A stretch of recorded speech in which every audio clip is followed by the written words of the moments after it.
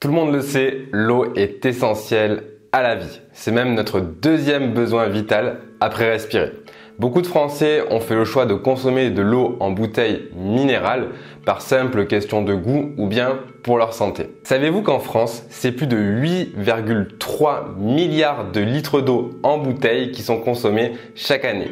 Il n'y a qu'à se rendre dans un rayon de supermarché pour voir toute l'offre qu'il y a autour de l'eau minérale. Il y a des dizaines et des dizaines de marques qui sont présentes. Mais est-ce que réellement vous savez faire la différence entre deux eaux minérales et savoir quelle est la bonne pour votre santé et pour votre corps? Dans cette vidéo, je vais vous donner une caractéristique extrêmement importante à prendre en compte au moment de choisir votre eau minérale. Bonjour à tous, je suis Guillaume de Native Fitness, votre coach sportif et expert en nutrition qui vous accompagne dans votre transformation physique. Le corps humain, c'est un véritable aquarium. On est composé à environ 70% d'eau. En moyenne, dans une journée, on perd 2 litres d'eau et donc c'est important de combler cette perte en buvant de l'eau régulièrement dans la journée. Mais quelle est l'eau qui est bonne pour notre corps et pour notre santé? C'est ce qu'on va voir maintenant. Le critère le plus important à prendre en compte lorsque vous choisissez votre eau minérale, c'est les résidus à sec à 180 degrés. Vous n'y avez peut-être jamais prêté attention, mais sur l'étiquette des eaux minérales que vous achetez, il y a des informations qui sont très importantes. Et l'information qui est la plus importante, c'est les résidus à sec à 180 degrés de votre eau. Cette valeur, elle correspond tout simplement au poids des minéraux. Une fois que vous avez fait bouillir 1 litre d'eau, qu'est-ce qui vous reste au fond de votre casserole? C'est un petit peu, si vous voulez, la teneur en minéraux de votre eau. Contrairement à ce que veut nous faire croire la publicité et les vendeurs d'eau, les minéraux qui sont contenus dans l'eau ne sont pas, voire que très peu assimilables par notre corps. C'est-à-dire que tout le calcium, le sodium, le bicarbonate, etc. qui sont contenus dans l'eau, notre corps n'arrive pas à l'assimiler au même titre que les minéraux organiques qui seraient présents dans notre alimentation. Du coup, les minéraux qui sont contenus dans l'eau vont être traités comme des déchets par notre corps et il va chercher à s'en débarrasser. Pour se débarrasser de ces minéraux-là, ça se passe dans nos organes émonctoires, c'est-à-dire dans notre foie et dans notre rein.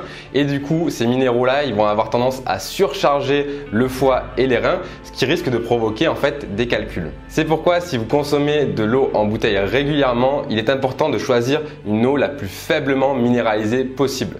Pour faire ça, c'est très simple, il suffit de regarder sur la bouteille, de lire l'étiquette, de lire la valeur de résidus à sec en milligrammes par litre. Si cette valeur-là est inférieure à 300 mg par litre, c'est une eau qui est faiblement minéralisée. Le mieux, ce serait d'avoir une eau qui est inférieure à 50 mg par litre. Ici, j'ai 2 bouteilles d'eau. Donc sur la première bouteille d'eau, il y a marqué résidus à sec à 180 degrés, 190 mg par litre, donc c'est une eau qui est faiblement minéralisée. Sur l'autre bouteille d'eau ici, résidus à sec à 180 degrés, 300 mg par litre. Donc si je devais faire le choix entre ces 2 bouteilles d'eau, je privilégierais la moins minéralisée, donc la bouteille d'eau numéro 1. Donc je vous invite vraiment à regarder ces informations si vous consommez de l'eau minérale régulièrement. Si vous avez l'habitude de consommer une eau fortement minéralisée, au-delà des 300 mg par litre, je vous invite à vous rabattre sur une eau qui est plus faiblement minéralisée parce que ça risque de vous fatiguer énormément, ça risque de fatiguer plus rapidement vos organes comme votre foie et vos reins et vous risquez d'avoir des problèmes de santé comme des calculs. Comprenez bien la chose suivante, l'eau est plus importante pour ce qu'elle emporte que pour ce qu'elle apporte. C'est-à-dire que l'eau est essentielle pour hydrater notre corps et pour éliminer les toxines à travers nos urines, nos selles, notre transpiration, etc. Mais en réalité, elle apporte que très peu de choses à l'organisme, si ce n'est de l'hydratation. Donc essayez de choisir votre eau la plus faiblement minéralisée possible. Si cette vidéo vous a plu et vous avez trouvé ça utile, n'hésitez pas à mettre un petit pouce bleu.